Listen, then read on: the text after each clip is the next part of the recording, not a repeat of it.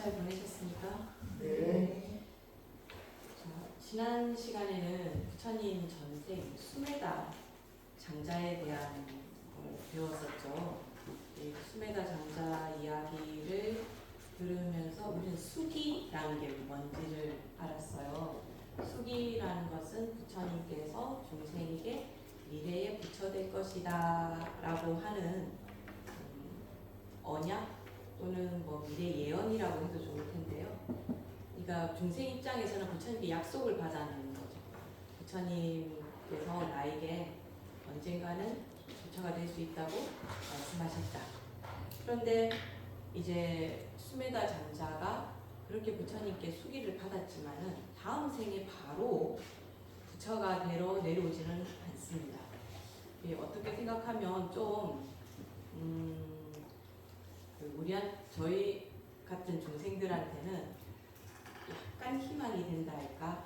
부처님과 같이 복 많으신 분도 전생이 있고 그 다음번에 바로 태어나신 건 아니구나 뭐 이런 생각 들잖아요. 그래서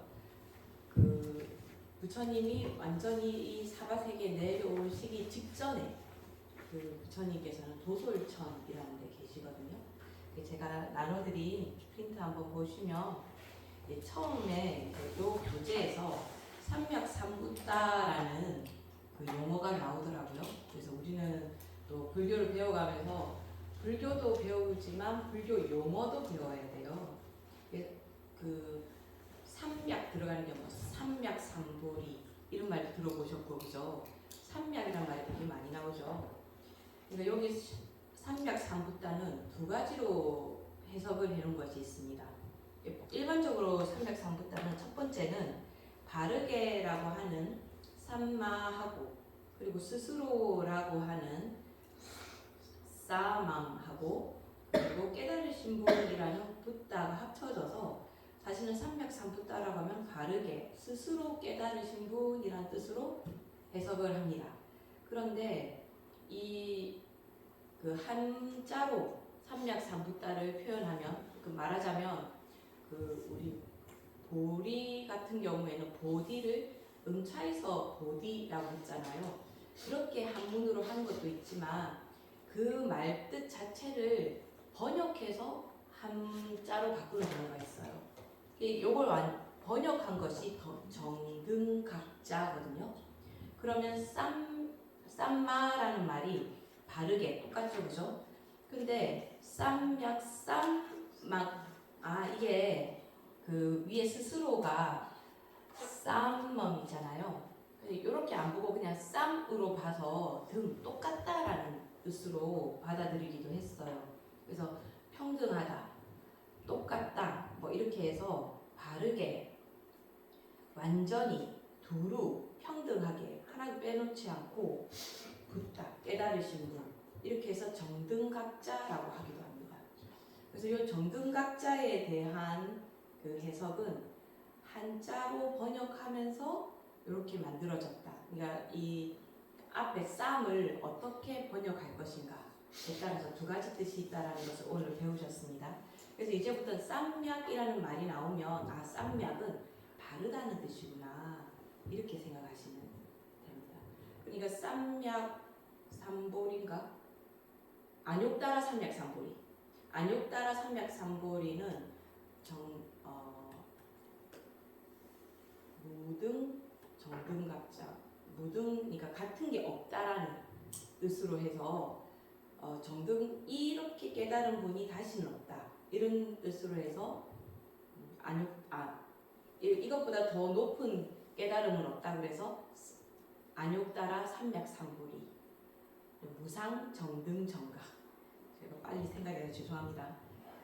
무상 정등 정각이 안욕따라 삼맥삼보리거든요. 그러니까 안욕이라는 삼맥이 나오면 이제 바르게 바를 정자를 딱 쓰면서 이런 뜻이구나 이렇게 생각하시면 됩니다.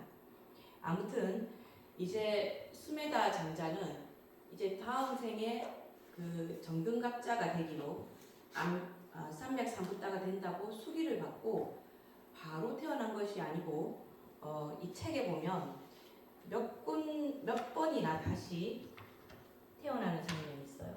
그게 보통 보면은 전생담 같은 걸 보면 부처님께서 전생에 뭐 호랑이였을 때도 있고 원숭이였을 때도 있고 또 어떤 때는 뭐 사슴이었던, 그러니까 사람으로만 태어난 것도 아니었어요. 그러니까 그거는 교재에 보면 다 나와 있는 이야기거든요. 그렇게 해서 부처님께서 또 보살에 엄청 하시는데 책에 보면 이런 말이 있어요. 이렇게 7가지 보배를 갖춘 전륜승랑도 되고 범천과 제서천을 비롯한 신들의 세계를 오가며 뭐 즐거움 누리기도 하고 죽어가는 새끼 호랑이를 구하기도 하고. 좀 죽어가는 새끼 호랑이 이야기는 조금 유명하니까 알려드릴게요.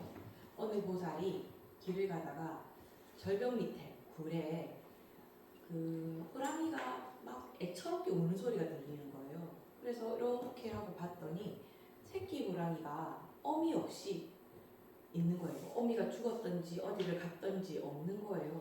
그래서 배가 골아서 빼짝 말라가지고 불쌍 울고 있는 거예요. 그것을 본 보살이 그 호랑이 새끼를 위해서 자기 몸을 던집니다. 그래서 그 호랑이 새끼가 자기 몸을 먹을 수 있게. 그래서 부처님께서 그렇게 부처님이 되기 전에 그런 보살링을 하시는 거거든요. 이 호랑이 얘기 조금 유명해서 알려드렸는데요. 그 책에 보면 이런 지극한 보살링으로 그의 과거는 9겁을 앞당겨 성숙하였다 이렇게 돼요. 9겁. 그럼 9겁이라는 뜻이잖아요, 그죠? 그 겁이라고 하면 어떤 생각이 드십니까? 9겁인데 아마 한자로는 이렇게 쓸 것 같아요. 겁. 깔파라는 말을 겁이라는 말로 음차한 겁니다. 그럼 이 겁은 시간을 나타내거든요. 시간. 뒤에서 저기 프린트 2번째 장 보시면 요자나라는 말이 있어요. 유순. 그죠? 도솔천 2번 도솔천에 보면 천인의 키는 4유순이다 이렇게 되어 있는 부분이죠, 그죠? 이거는 시간을 나타내는 거지만 여기서 미리 설명할게요. 이 유순이라는 것은 똑같은 말로 요자나가 있습니다. 그 경전을 읽다 보면 가끔씩 만나는 말일 거예요. 요거는 거리 또는 뭐 길이를 나타내는 말이에요. 자, 근데 왜 겁을 설명하면서 유순을 설명하고자 하는가? 이 겁은 셀 수 없이 많은 그 수량을 얘기해요. 그래서 경전에는 3가지 정도로 이야기를 하고 있는데요. 첫 번째는 뭐라고 하느냐면 이 세상은 생길 때 성, 주, 괴, 공이라는 이 4가지를 거치게 되거든요. 뭐냐면 성립, 생기고 그리고 이것을 유지하는 거예요. 우리 주택할 때 주거든요. 머무르는 거. 생긴 그 상태를 유지하는 거예요. 주. 그리고 나서는 계속 유지하는 것이 아니고 언젠가는 이것이 어떻게 됩니까? 깨집니다. 그러니까 파괴하다 괴짜죠. 그러고 나면은 완전히 사라지는 공으로 돌아간다는 거예요. 근데 이 겁이라는 것은 뭐냐 하면 뭔가가 만들어질 때 한 겁이 걸리고 또 이것이 유지하는데 또 한 겁이 걸리고 파괴되는데 한 겁이 걸리고 공이 되는데 한 겁이 걸린다는 거예요. 자, 지구가 나이가 얼마 되는지 아십니까? 지금 한 45억 년, 그죠? 50억 년 정도가 돼요.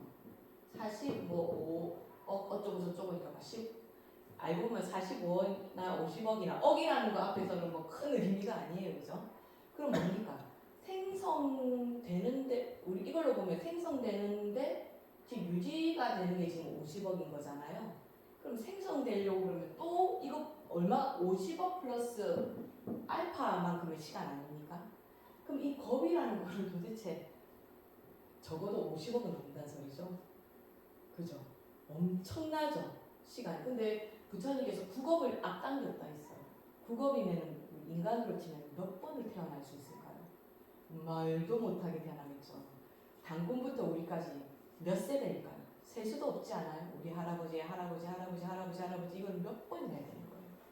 그래서 이렇게 말하는 해석 하나, 그리고 겁을 설명하는데 또 북방경전에는 이런 말을 합니다. 이것 때문에 제가 요자나를 했는데요. 어디에 1요자나, 그러니까 높이도 1요자나, 이 가로도 1요자나, 그리고 저쪽 깊이도 1요자나에 돌이 있어요. 그러면 스님, 요자나는 어느 정도입니까? 요자나는 뭐냐면 황소한테 멍에를 씌워서, 그러니까 이렇게 수레 같은 걸 매달아가지고 이 소가 하루 종일 가는 거리예요. 하루 종일 가는 거리. 그러면 이게 뭐 소의 뭐 영양에 따라 다르겠지만, 우리가 뭐 자동차로 치면 1km 하면은 뭐 그 고속도로에서 100km로 확 달리면 한 10분 이렇게 하면 확 갈 수 있는 거리이긴 한데, 우리가 걸어간다면 도대체 우리 버스 정류장 한 2km 되잖아요. 정류장 한 번 걸어가면 몇 킬로입니까? 얼마나 걸려요? 그래도 1시간 이 정도는 걸리지 않습니까? 그죠? 정거장 2개 정도다 하면.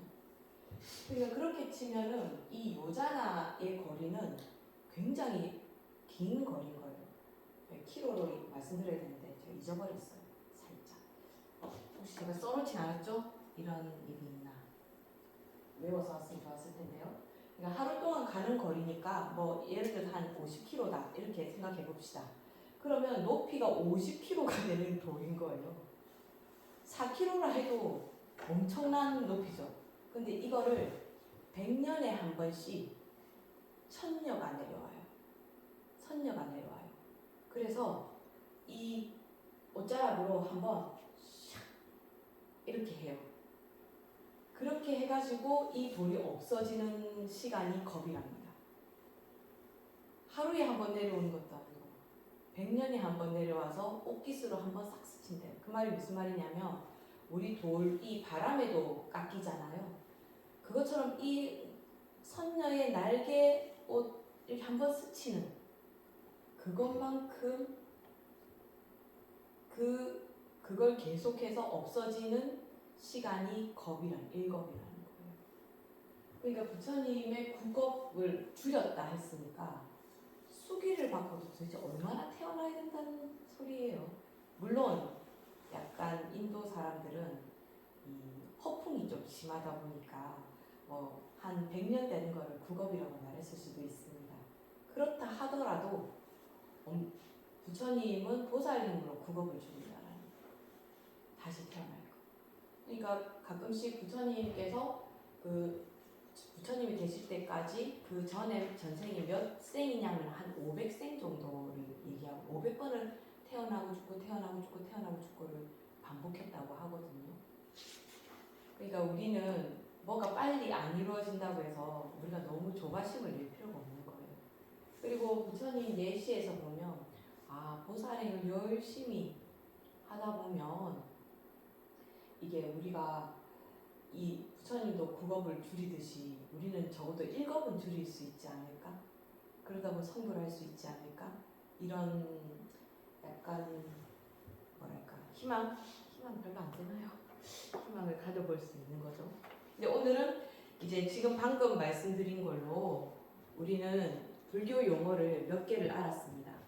아까 삼약이 나오면 바르다라는 뜻이고, 그리고 겁이라는 말이 나오면 이 겁이라는 말은 성주, 괴공 각 단계마다 걸리는 시간, 성할 때에 걸리는 시간, 주할 때에 걸리는 시간. 근데 그걸 비유로 나타날 때는 100년에 한 번씩 천녀가 내려와서 그 옷깃으로 바위를 없애는, 풍화시킬 수 있는 그 정도의 시간이 걸립니다. 그래서 부처님께서는 어쨌든 그렇게 방금 말씀드린 그 많은 생을 보살행을 하다가 도솔천에서 머무르게 됩니다. 그래서 도솔천에 머무르게 되는데 그때가 까사파 부처님 시대였다고 했어요. 근데 그 도솔천에 올라가기 전, 아무튼 이 까사파 부처님이 있다고 하니까 우리 여기 프린트에 보면 과거 7불이 나옵니다. 이 까사파 부처님은 석가모니 부처님 나오기 바로 앞에 부처님, 바로 앞에 부처님이라고, 그러니까 7 부처님으로 보면 바로 앞에 부처님이거든요. 첫 번째가 비바시불, 두 번째가 시기불, 비사부불, 구류손불, 구나한보니불, 가섭불. 이 가섭불이 까샤파 부처님이에요. 가섭불, 그리고 석가모니 부처님입니다. 이 까사파 부처님 때에 대상에서 이 수메다 장자가 그 조띠빨라라는 이름으로 태어나요. 그래서 조띠빨라로 살다가 그 다음에 도솔천에 태어나거든요. 근데 이 조띠빨라에 대해서는 정말 재밌는 이야기가 있습니다. 여러분 부처님 성도하시는데 몇 년 고행했는지 혹시 아십니까? 자, 오늘부터 외우시는 거예요. 부처님께서 출가를 하시고 6년을 고행을 하세요. 6년 고행. 그러니까 어떤 사람들은 이렇게 생각합니다. 아니 전륜성왕이 될 만하고 그리고 아주 훌륭한 부처님인데 왜 고행을 6년이나 하셨지? 그게 이 조띠빨라 때 생긴 일 때문에 그렇습니다. 부처님 전생에 악행 12가지가 있거든요. 근데 그 첫 번째가 이 조띠빨라 때에 생기는 일로 부처님께서 6년을 고행하셨다고 그래요. 그러니까 이 까사빠 부처님 때 가섭불 때 조띠빨라라는 사람이 있었습니다. 근데 이 조띠빨라 한테는 그 친구가 한 명 있었어요. 그 친구가 야 가섭부 부처님께서 여기 계시는데 우리 가서 한번 만나볼래? 이렇게 말해요. 그러니까 조띠빨라가 아이고 가서 들을 말이 있겠냐. 세상 사는 거 나 잘 먹고 잘 사는데 조띠빨라일 때 부처님 되게 잘 사셨거든요. 안 간다라고 해요. 근데 친구가 그걸 그냥 두는 게 아니고 또 이야기를 해요. 야 가자. 가서 부처님 한번 만나서 친견하고 좋은 소리 듣자 이렇게 얘기해요. 근데 무려 부처님 그 도공이 그 친구가 가자는 거를 6번이나 거절합니다. 근데 7번째에 야 가자 그래요. 그래서 그거를 듣고 아이씨 이렇게까지 권하니 한번 가볼까? 하고 조띠빨라는 가서 부처님을 찾아가요. 너무 좋거든요. 부처님 제가 부처님 밑에서 수행하겠습니다. 라고 하면서 그 제가 불자에서 열심히 수행을 해요. 그러고 나서 죽고 나서 도솔천에 태어나는 거거든요. 그 조띠빨라는 근데 사문이 되지나 출가를 하지 않습니다. 왜 출가를 하지 않느냐면 이런 데서 인도 사람들의 그 뭐랄까 효도하는 그 마음을 알 수 있는데요. 사실 출가를 하려고 하니까 어머니가 몸이 좀 안 좋으셨던 거예요. 그래서 조띠빨라가 부처님 제가 출가하고 싶은데 병든 어머니를 두고 제가 차마 출가를 할 수 없다고 제가자로 있으면서 열심히 공부하겠다고 해서 부처님이 그걸 이해를 해주세요. 그래서 조띠빨라는 부모님을 모시고 효도하면서 그리고 가서 부처님께 항상 찾아가서 법문 듣고 범행, 청정한 수행을 합니다. 그러고 나서 도솔천에 태어나요. 그럼 여러분들은 도솔천 많이 들어보셨죠? 도솔천 말고 또 천상 어디 들어보셨어요? 도리천 혹시 들어보셨습니까? 그리고 가장 많이 들어본 게 아마 우리 큰절 가면 물론 여기 그 연평사에는 없습니다만 사천왕문 지나가잖아요. 그 사천왕도 그 천상이거든요. 그 우리가 그 천상에 대한 이야기를 알아보기 전에 제가 이쪽에 보면 칠불통계계라는 게 있어요. 이쪽에 보시면 뒤로 넘기시면 바로 양면 인쇄에서요. 칠불통계라고 있는데 이것도 굉장히 유명한 개성입니다.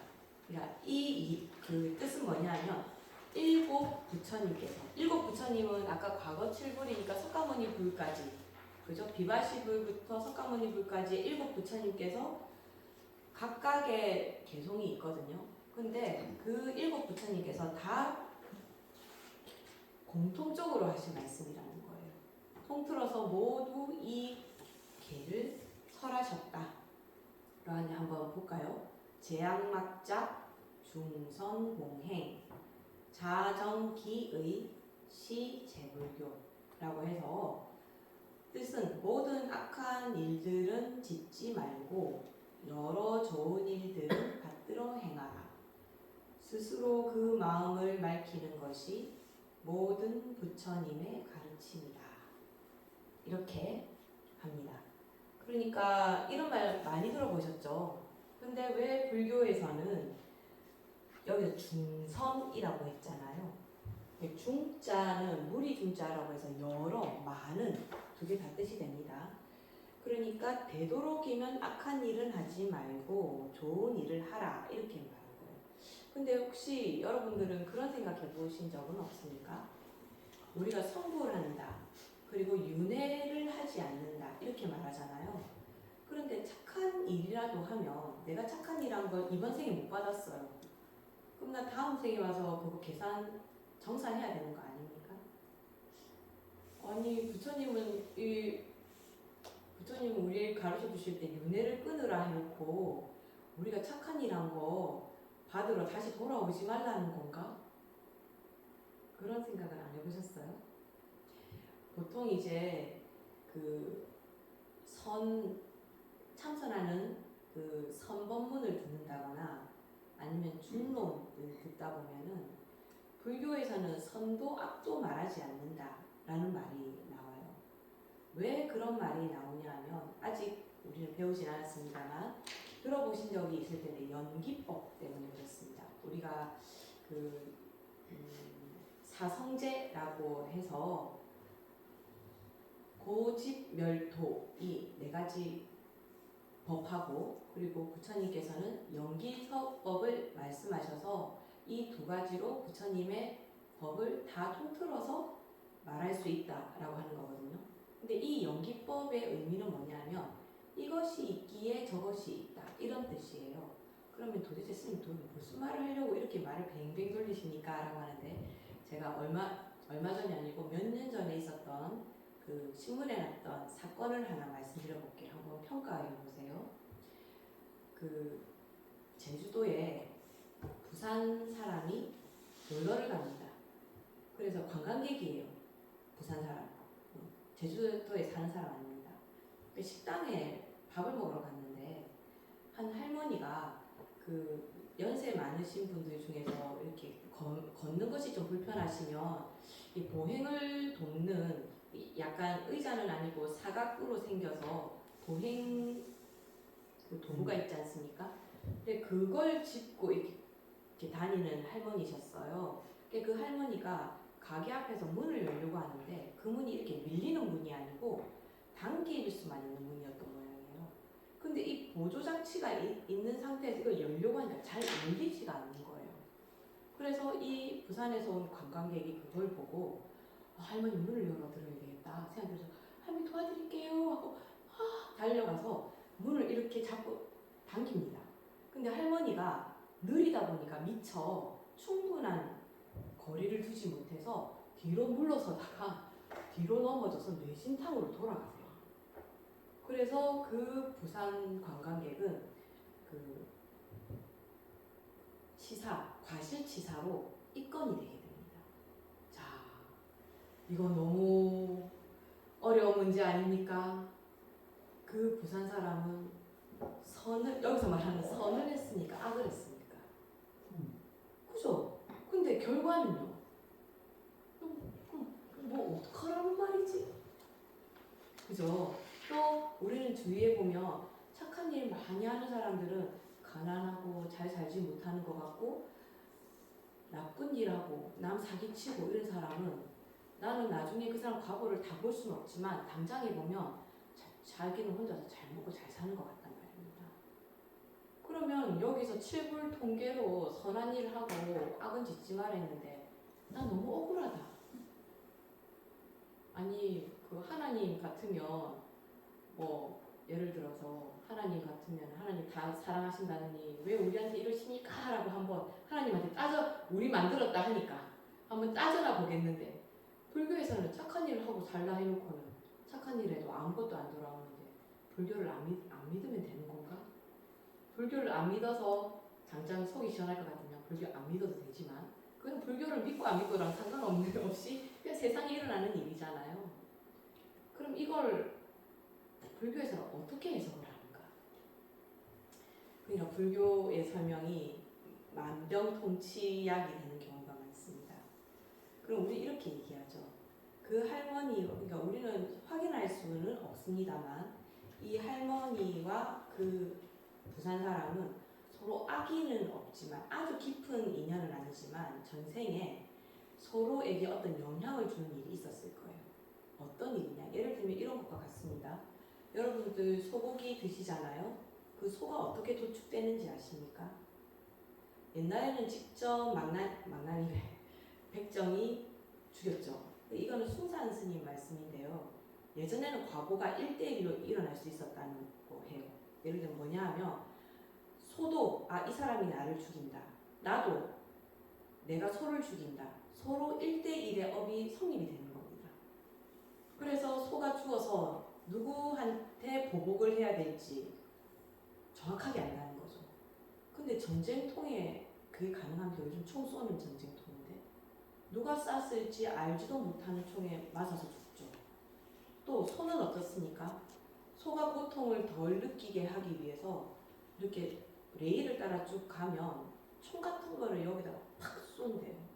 그렇게 해서 도축을 해요. 옛날처럼 칼로 이렇게 안 자릅니다. 주사인지 뭐 총인지 뭐 그런 걸로 한대요. 그럼 이 소는 죽으면서 누가 죽였는지도 모르는 사이에 죽어버리는 거예요.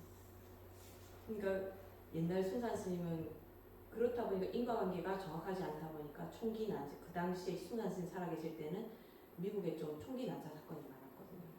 인과가 없는 일이 일어나는 거예요. 그러니까 당장 보기에는 인과가 없는 것처럼 하는 일이 일어나는 이유는 억울해서 죽었는데 누가 나를 이렇게 억울하게 만들었는지 알지 못할 때 생긴다라고 설명을 하시거든요. 근데 저는 그게 어느 정도는 일리가 있다고 봅니다. 그리고 그러니까 이 사건에서 이 할머니와 그 젊은이도, 젊은인지는 모르겠지만 그 관광객도 알지 못하는 어떤 인연이 있기 때문에 그런 일이 일어난 거죠. 근데 서로가 그런 일을 하면서 뭔가 악의가 있어서 의지를 가지고 하지 않았다라는 의미가 되는 거죠. 그래서 옛날에 이런 일이 있어요. 어느 스님이 자기가 전생을 이렇게 보니까 한 번 생에 한 장수가 있었어요. 전생 때 얘기해 드릴게요. 한 장수가 있었어요. 그 장수가 어떤 사람을 죽이고 다시 환생을 해요.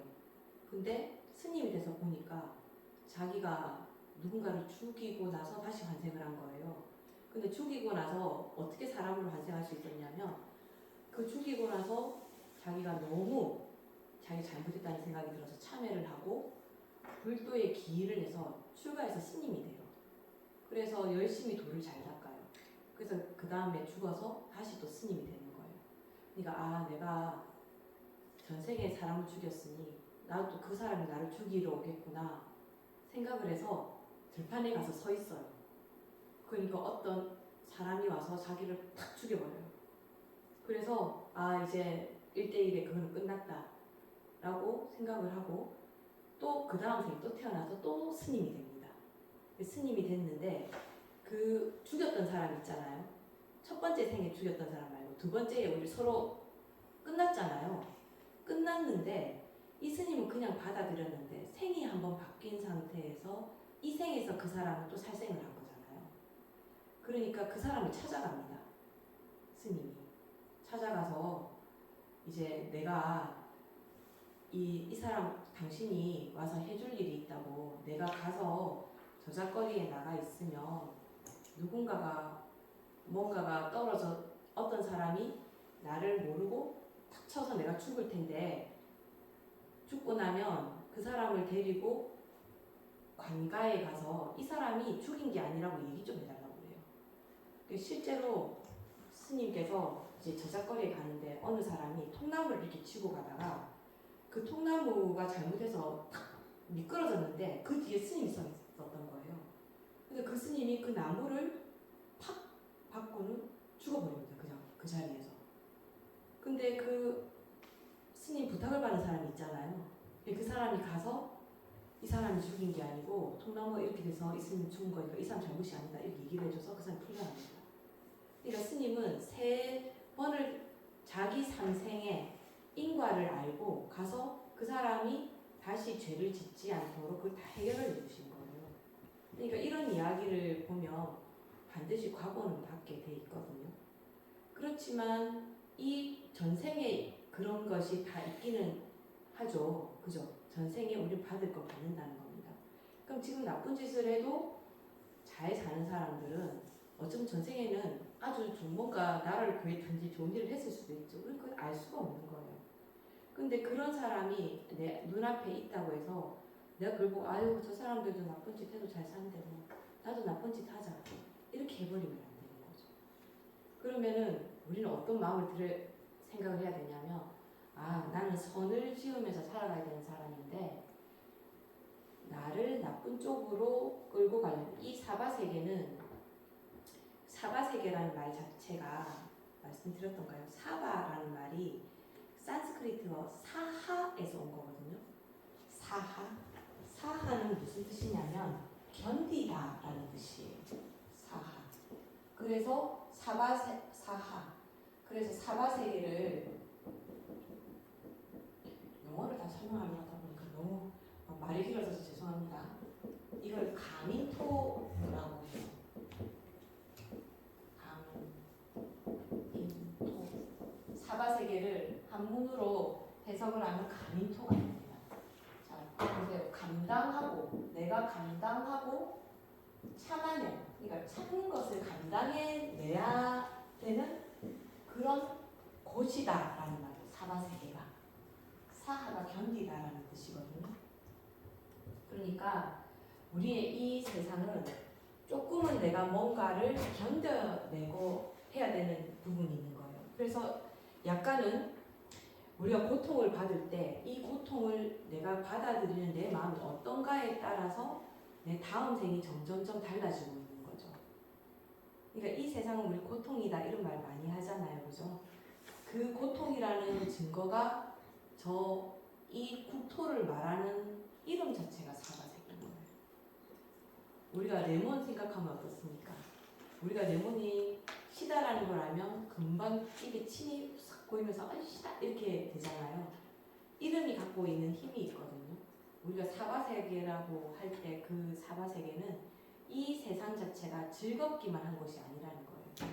그래서 이 사바세계는 내가 내 나쁜 업을 해결하고 갈 수도 있는 곳이지만 내가 나쁜 업을 더 많이 쌓아서 절대로 깨달음에 가까이 갈 수 없게도 하는 곳이 이곳이에요. 그러면 다시 말하면 뭐냐면 우리는 항상 유혹 중간에 놓여 있다라는 말입니다. 조금만 자칫하면 내가 나쁜 짓을 해서 깨달음에서 더 멀어지는 거예요. 그쪽이랑 더 업이 가까워지는 거니까요. 그래서 저는 이렇게 생각합니다. 나쁜 짓을 해도 잘 사는 사람 보면 아, 저 사람은 부처님께서 보낸 분이 아니고 저 지옥의 마왕이 보냈나 보다. 나를 좀 꼬시려고. 그리고 절에 와서 이렇게 부처님을 뵐 때는 아, 부처님께서 부처님 세계를 오라고 해주시는 나의 보살님인가 보다. 이렇게 생각하는 거죠. 그리고 또 그 불교에는 역행보살이라는 의미 또 용어도 있습니다. 우리 역행한다는 말하면 무슨 말입니까? 바로 가는 게 아니고 거꾸로 간다는 말이잖아요. 보살은 어떤 사람이에요? 좋은 걸 주고 또 중생들을 잘 보살피잖아요. 그럼 거기 역행이 붙었어요. 그럼 뭡니까? 중생한테 좀 괴로움을 주고 뭔가 좀 힘들게 하고 좋은 것을 안 주는 거잖아요. 근데 보살이라고 해요. 이 뭔 소리지? 나한테 나쁜 것 같은데 그게 결국은 그것을 통해서 내가 어떻게 하느냐에 따라서 그것이 좋은 것이 된다는 의미예요. 뭐냐 하면 저는 그렇거든요. 제가 행자 때 저 이제 도시에 살다가 이제 산으로 출가하니까 나무 떼는 걸 하지를 못했어요. 그래서 젖은 나무는 쓰면 안 되고 뭐 이런 걸 전혀 몰랐거든요. 그리고 불 떼려고 하면은 뭐 이렇게 약간 불쏘시개 같은 것도 넣어야 되는데 이런 걸 모르다 보니까 제가 불 뗄 때마다 그 매캐한 거를 하는데 아무도 그걸 저한테 가르쳐 주질 않는 거예요. 근데 제가 이렇게 해봤다 저렇게도 해봤다 이러면서 제가 결국에는 불 잘 때는 법을 알게 됐는데 그 안 가르쳐 준 사람이 처음에 미웠어요. 아이씨 처음부터 가르쳐 줬으면 내가 얼마나 이게 연기도 안 마시고 그럴 건데 했는데 근데 나중에 지나고 보니까 아 차라리 안 가르쳐 줘서 이렇게 하면 잘 붙는데 이렇게 하면 안 붙는다는 걸 알았잖아요. 제가 만약에 그 사람 가르쳐 줬으면 잘 하는 법만 배웠을 거 아니에요. 그럼 사실 장마 때나 이럴 때 그 사람이 가르쳐 준 방법으로 해도 장마 때 불 잘 안 붙어요.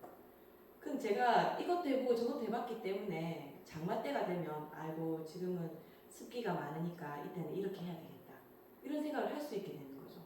그렇게 되면 그 당시에 그 사람 나쁜 놈이었는데 내가 어떻게 생각하느냐에 따라 그때 그 사람이 나한테 보살이 되는 겁니다. 그래서 그런 걸 역행보살이라고 하는 거예요. 그래서 나쁜 놈을 만나면 이제는 나쁜 놈도 잘 사네? 나도 한번 해볼까? 절대로 하면 안 됩니다. 그렇게 되면 아까 그 사람처럼 나는 좋은 의도로 했는데도 그 과가 그 사람이 평생을 갖고 가야 할 그 죄책감이나 그런 걸 한번 생각해 보십시오.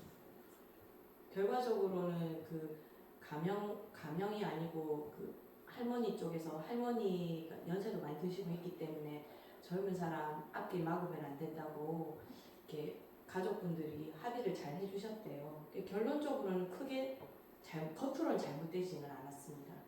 하지만 저는 인간이라고 하면은 죄책감을 갖고 살아간다는 게 엄청나게 큰 부담이 되는 일이거든요. 내가 더 잘 살아야 되는 거거든요.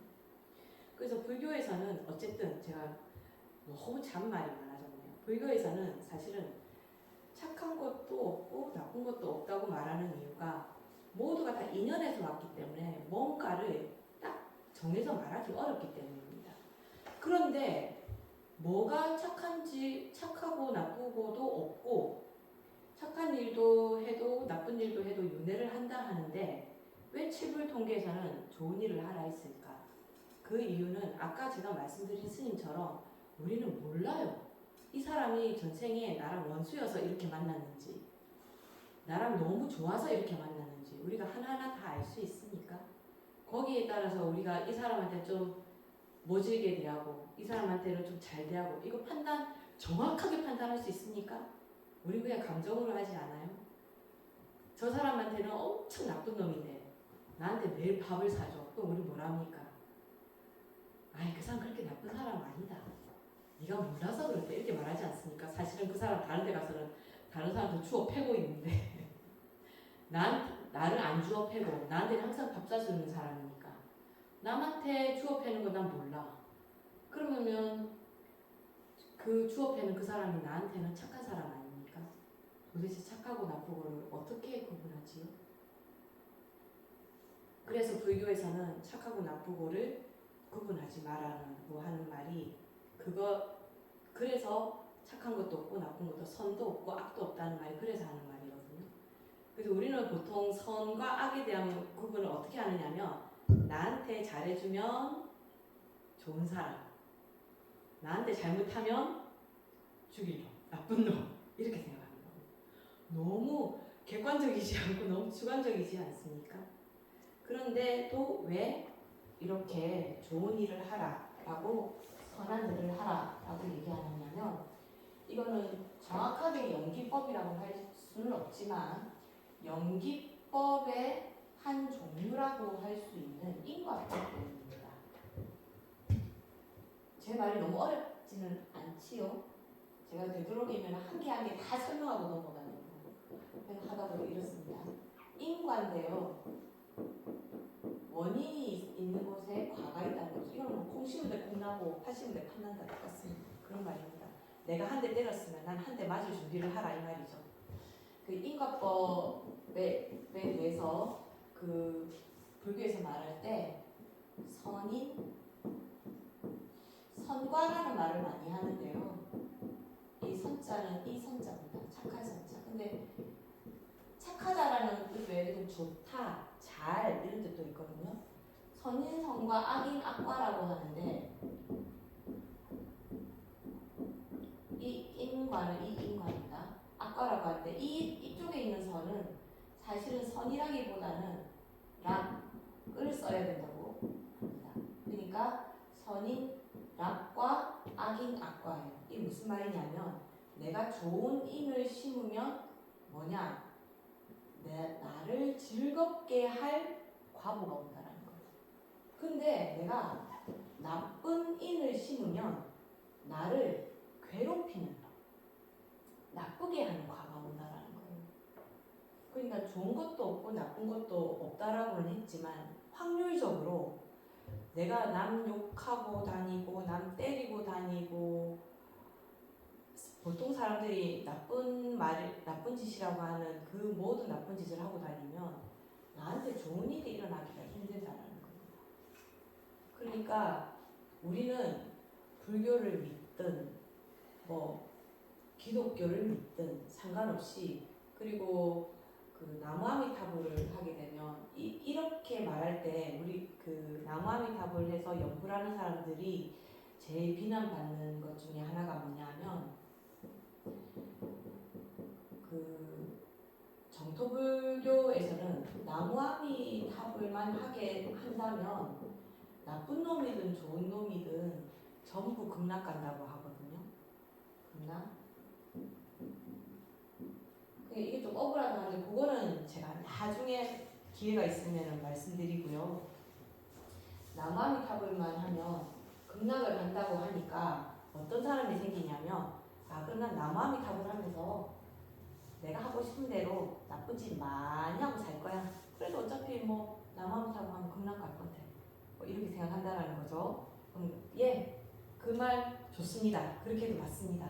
근데 우리 극락 가기 전까지 몇 년을 더 사나요? 우리 당장에 예를 들어서 내일 시험 합격 발표가 난다고 그러면 요 하루도 견디기 힘들잖아요.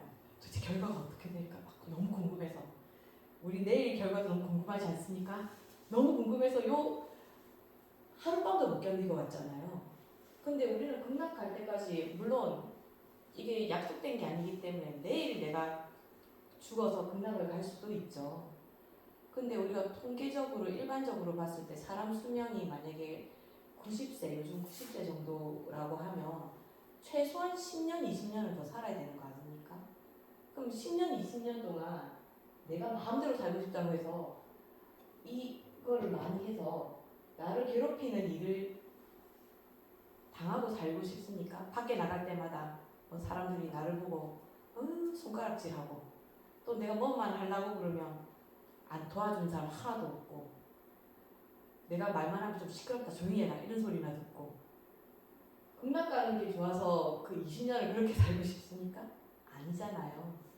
우리는 극락을 가기 위해서 나무아미타불에서 아무리 나쁜 짓을 한다고 해도 극락 갈 수 있는 건 맞습니다. 하지만 우리는 극락 가기 전에 살아야 되는 인생들이 너무 많은 거예요. 그죠?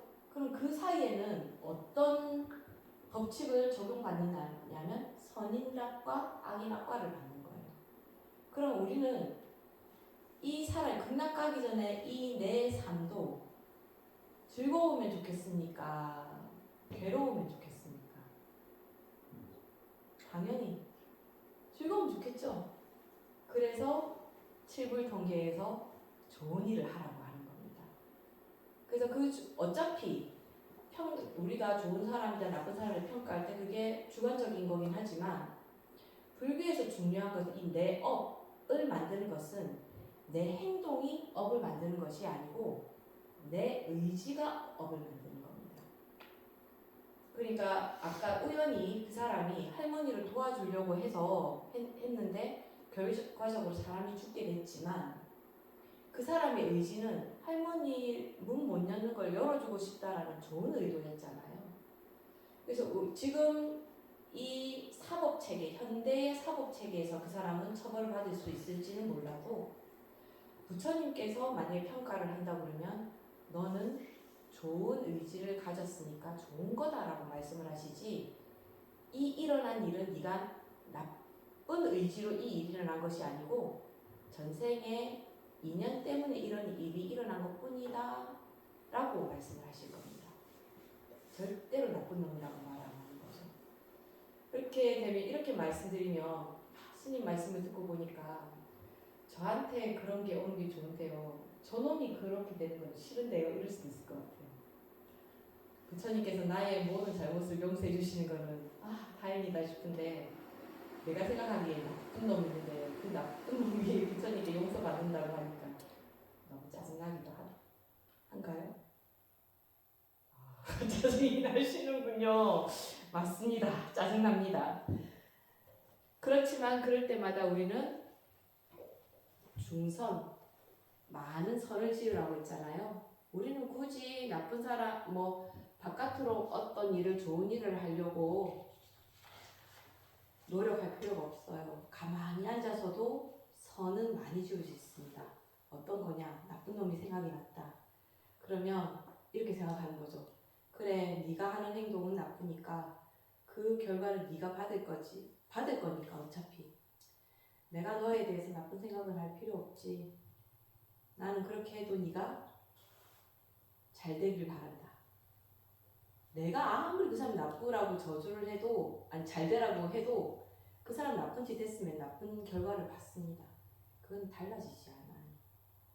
당장 우리 눈에 안 띌 뿐이죠. 그렇습니다. 그래서 이 칠불통계는 그 스님들이 그 법문하실 때도 많이 쓰시고, 그리고 우리도 좀 아이고 나는 나쁜 일 다 하는데 나도 한번 해보자 했다가는 결국은 내가 악과를 받게 돼 있으니까 되도록이면 의지를 좋게 만들고, 되도록이면 나도 좋고 남도 좋은 쪽으로. 표정을 보니까 제가 또 한 가지 예를 말씀드려야 되겠네요.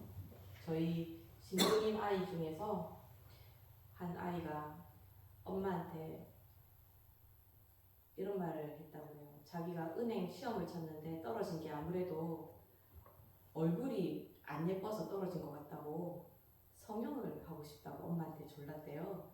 그러니까 엄마가 스님한테 가서 물어보고 스님이 하라고 하면 관상이 좋은 쪽으로 하자. 제가 관상을 볼 줄 아는 건 아닙니다만 저한테 데리고 왔더라고요. 그래서 제가 뭐라고 했느냐면 그 아이한테 이 마음을 자꾸 남을 원망하고 미워하고 그런 마음을 계속 가지게 되면 얼굴이 계속 미워진다. 그러니까 네가 떨어진 게 저 사람들이 인물을 봤다 생각을 하니까 네 얼굴 미워 보이는 거지. 저 사람들이 그냥 내가 이번에는 될 운이 아니었어, 될 인연이 아니었어 라고 생각을 하면서 매일 하루에 한 번씩, 그러니까 우리 자타일시 성불도, 그러니까 제가 지난번에 말씀드렸잖아요. 하와중생 이야기. 그러니까 남을 위하는 생각으로 나는 떨어졌지만 누군가는 붙었지 않느냐. 누구나 떨어지고 싶은 사람 없잖아요. 취업이나 이런 데서 내가 지원을 할 때 떨어지고 싶다 하면서 원서 넣는 사람 있어요? 다 여기 붙으면 좋겠다라고 하잖아요. 그러니까 누군가의 소원이 이루어진 것뿐이지 네가 떨어졌다기보다는 순서가 있다면 너는 다음에 될 운명인 거지. 그렇게 마음을 쓰고 매일 이제 수다니 빠따에 보면 자애경이라고 있어요. 모든 생명이 행복하길 바라는 기도. 그 기도문을 매일 그럼 조은아 씨는 읽어보라고 그랬어요. 그래서 결국은 조은아 씨는 그런 말 들었으니까 또 자기도 스님 말 듣고 보니까 예뻐지고 싶으니까 그걸 계속 읽었겠죠. 근데 결국은 표정이 애가 이렇게 웃는 얼굴이 된 거예요. 그러니까 20대니까 순수하니까 계속 빨리 됐겠죠. 웃는 얼굴이 되면서 학교에서 행정부에서 일해보라고 하더니 거기 학교에서 인턴으로 조금 일하다가 은행에 붙었어요. 이게 뭐예요? 걔 인물 때문에 떨어진 게 아닌 거예요. 단지 만약에 2명을 뽑는다면 그 2명 중에 1명이 되지 못한 것 뿐이죠. 근데 우리는 그런 게 운이다라고 말하지만 불교에서는 운이라기보다는 인연인 거죠. 근데 어느 날 어느 토스 회장인가 하는 사람이 강연하는 걸 들어보니까 실력이 아니고 이 세상의 성공의 98%는 운으로 이루어진다 하더라고요.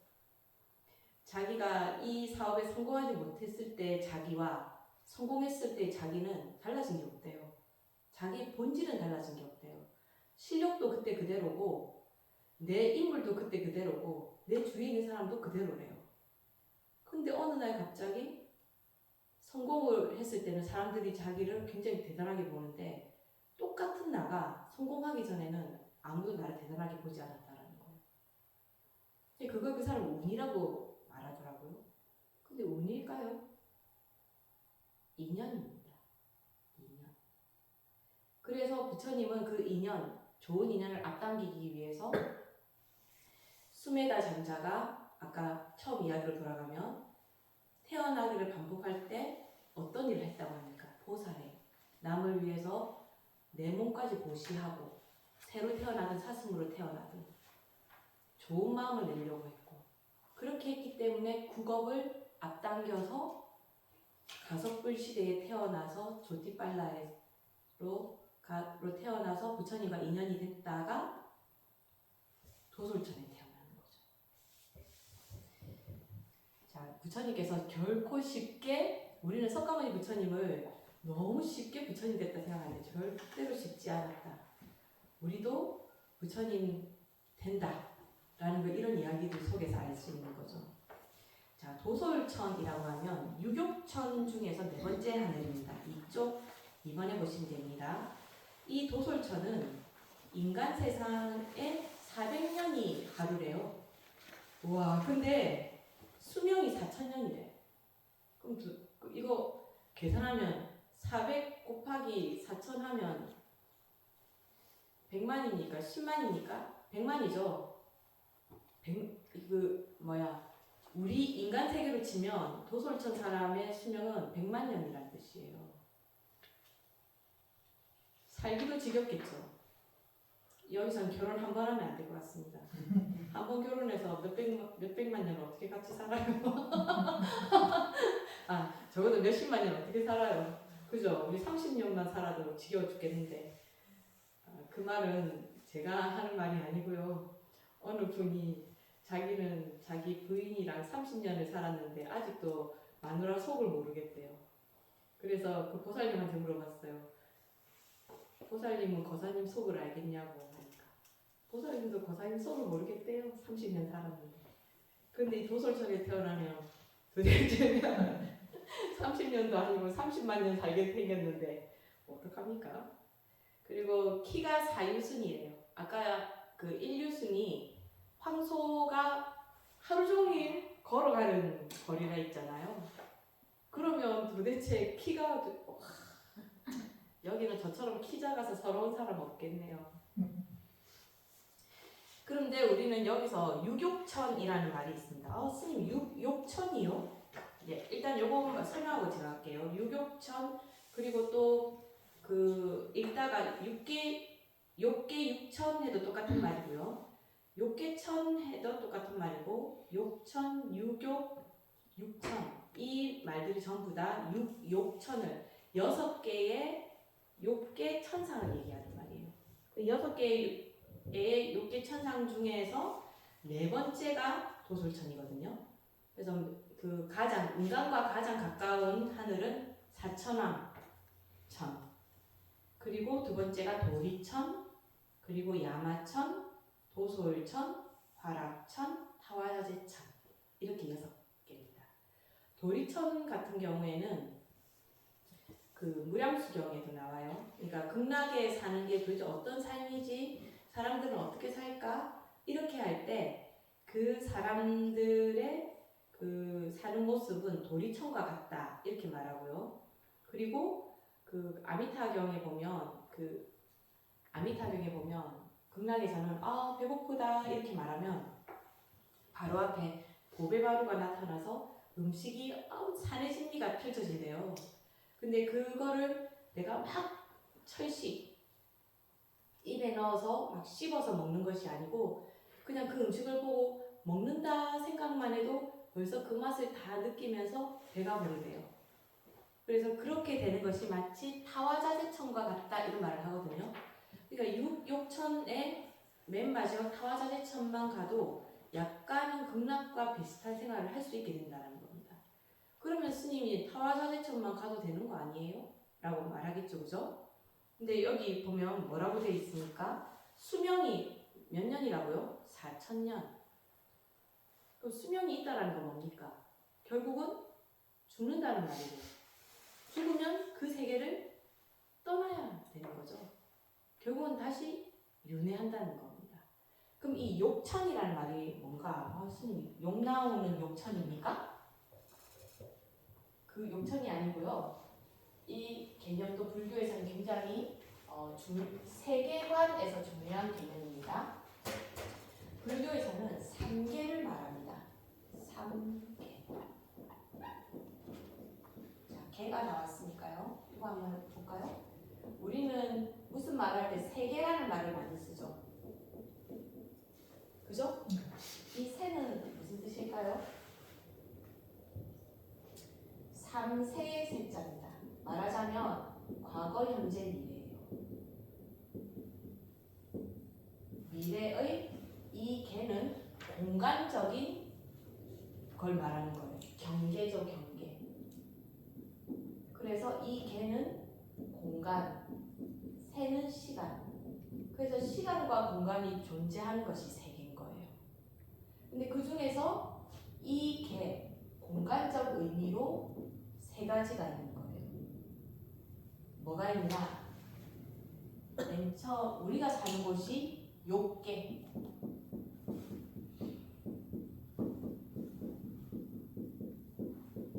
그러니까 욕계는 인간이 있는 곳인데요.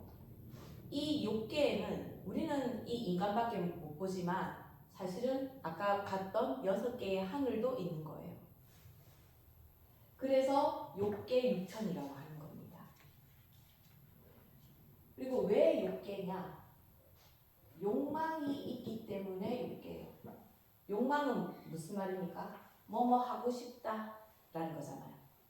자고 싶다, 먹고 싶다, 놀고 싶다, 뛰어가고 싶다. 뭐라 뭐 하고 싶다로 가는 게 욕계인 거예요. 모든 욕망이 있는 거죠. 그리고 두 번째가 뭐냐면 색계가 있습니다. 이 영화 제목의 그 색계 아니에요. 이거는 똑같은데 뜻은 다릅니다. 이 색계는 뭐냐면 불교에서 색이라는 것은 모양을 얘기해요. 모양. 그래서 색계에 가면 욕망이 있어서 욕계라고 했으니까 색계에는 욕망이 있겠습니까? 없겠습니까? 없어요. 욕망은 이미 사라졌습니다. 욕망은 없어요. 하지만 모양 단위가 있어요. 모양은 그대로 존재합니다. 나중에 가면은 이게 선정 단계로 나오는데요. 어쨌든 지금은 그것까지 설명하지 않겠습니다. 그리고 세 번째가 무색계입니다. 자, 그러면은 우리 할 수 있겠죠. 무색계니까 욕계에만 욕망이 있었으니까 무색계에는 욕망이 없습니다. 근데 색계에서 색이 있었으니까 모양이 있었으니까 무색계에서는 없다라고 했으니까 모양이 없는 거예요. 모양도 없는 거예요. 그래서 나중에 부처님 생애할 때 또 배우게 될 텐데 부처님께서는 무색계에 비상, 비비상처, 천까지 올라가셨다가도 이것은 도가 아니다, 해탈이 아니다 라고 하고 그 경계를 버리고 부처님께서는 보리수 밑에 앉게 되시는 거예요. 어쨌든 그건 나중에 다시 말씀드릴 테니까요. 그래서 이 3계라고 하면 이 욕계, 색계, 무색계를 얘기하는 거예요. 그래서 보통 우리가 그 부처님 세계 이야기하잖아요. 부처님 세계는 이 욕계, 색계, 무색계를 벗어났어요. 이 안에 없어요. 그래서 뛰어나다고 하는 거예요. 그래서 여기에서는 다 수명이 있고 윤회를 다 합니다. 욕계, 색계, 무색계에서는 윤회가 다 있습니다. 오늘 부처님 도솔종 간 거 얘기하려다가 엄청 오래 얘기하고 있죠. 요거를 한 개 한 개 다 설명하다 보니까.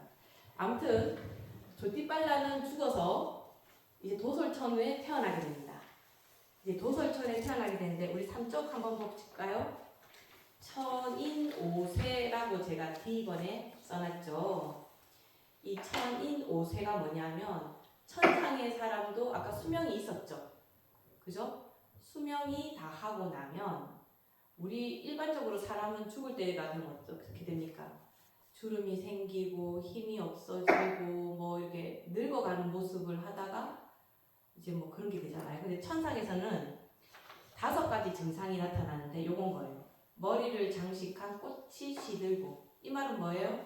그러면은 천상에 살면 머리를 장식한 꽃이 시들지 않는다는 뜻이죠. 그리고 두 번째는 겨드랑이에서 식은땀이 흐르고, 세 번째는 먼지도 묻지 않던 옷에 때가 끼고, 네 번째 황금처럼 빛나던 피부가 윤기를 잃고, 5번째 기쁨을 잃은 눈빛으로 안절부절 못하는 모습을 보이기 시작하면 이제 천상에서 다른 곳으로 갈 때가 됐다는 뜻입니다. 그러니까 이 부처님 생애에서 요 전생을 얘기하면서 우리가 배우게 될 것은 뭐냐 하면 아무리 천상에 태어나도 결국은 가지고 있던 색, 그죠? 색계에도 색이 있잖아요. 모양다리가 흩어지면서 이렇게 쇠퇴하는 무너짐을 겪는다라는 거예요. 그렇게 해서 부처님께서는 이제 천인 5세에 이게 5가지 이 증상이 나타나니까 다음 세상에 태어날 곳을 고르기 시작합니다. 어디가 좋을까 하고. 자, 오늘은 이제 곧 끝내야 될 시간에서 빨리 얘기할게요. 여기 불교 세계관에 보면은 이제 이렇게가 이제 우리가 사는 곳이 생겼다라는 겁니다. 요거는 무색계, 여기 보니까 욕계, 색계, 무색계 있죠? 그죠? 요거 한번 보시면 되고요. 여기 보면은 욕계 지옥 있는 쪽에 남선부주가 있죠. 그리고 그 왼쪽에 보면 북구로주가 있잖아요. 여기는 북구로주, 남선부주인 겁니다. 남선부주. 그래서 부처님 도솔천에서 이 부처님께서는 내려오시기 전에 남선부주에 태어나야 돼, 남선부주에 태어나야 되겠다라고 결정을 하시는 거예요. 그래서 그 남선부주 중에서 어디가 가장 좋은가 하고 이렇게 보니까 샤카족이 세운 카필라바투에 태어나야 되겠다라고 결정을 내리시게 되는 겁니다. 자, 이것이 오늘 할 내용 끝이에요. 조금 더 제가 쓸데없는 소리를 많이 안 했다면 요거를 조금 설명해 드렸을 텐데, 아무튼 도솔천에서 이제 부처님께서는 인간 세계로 내려올 준비를 하시게 되는 겁니다. 혹시 질문 있으시면? 지금 질문 하나 드리겠습니다. 네네. 도솔천에서 4,000년 사신 다음에 이 책에 읽어보면은 깊은 선장에 들고 내려오셨는데, 네. 도솔천에 있는 분들도 다 마치면은 이제 생을 마치면 윤회를 한다고 하는데, 그분들도 다 깊은 선장에 들어서 우리가 갈 때를 고르시는 겁니까? 불교적으로 보면요, 천상에 있다가도 인간 세상에 과거로 떨어지는 사람도 있다고 하거든요. 왜냐하면 천상이라고 해도 아직 선악이 남아 있어요. 그래서 악을 많이 지었을 경우에는 천상에 있다가도 지옥으로 바로 떨어질 수도 있거든요. 지금 우리 세계관에 보면은 거기 3계 안에 있는 것은 다 통용되고 그 안을 전부 다 윤회를 하거든요. 부처님께서는 오시기 전에 선정에 들어서 내가 갈 곳을 정하고 이렇게 내려오실 정도면 선택권이 아주 많이 주어진 거죠. 아주 잘 사셨다라는 의미가 됩니다. 모든 천상의 사람들이 다 부처님과 같이 내려오실 수는 없는 것으로 보입니다. 왜냐하면 학자들이 얘기할 때 천상에 살다가 죄를 지어서 이렇게 인간 세상이나 지옥으로 떨어지기도 하고 축생으로 떨어지기도 한다고 하거든요. 그런 경우에 축생에 떨어지는데 선정에 들어서 축생을 선택하지는 않겠죠.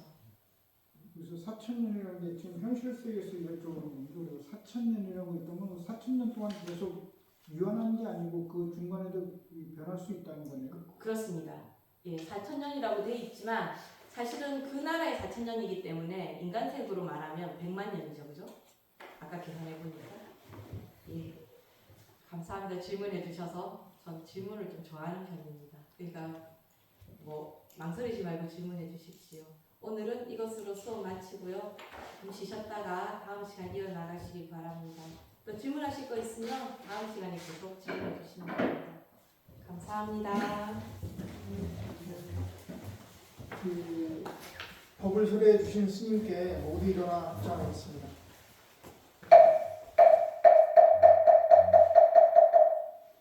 모든 불보살님의 중생을 향한 자비의 소원을 아니 그거는 이제 맨 마지막에 다음 사후소원 할 거고 사원들한테 이게 이제 진행하는